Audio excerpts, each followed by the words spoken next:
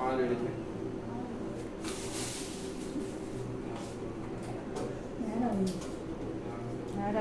ரெண்டு பேர் சேர்ந்து ஊற்றுங்க. ரெண்டு பேர் சேர்ந்து ஊற்றுங்க.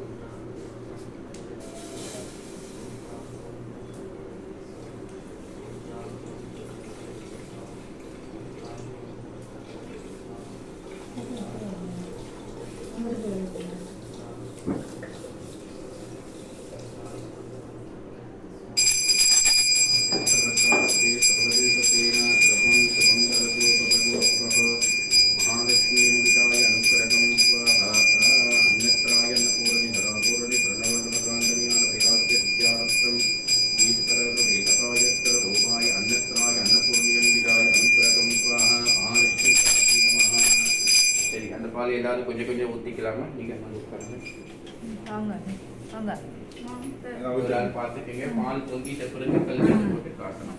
கொஞ்சம் கீழே ஊற்றணும்.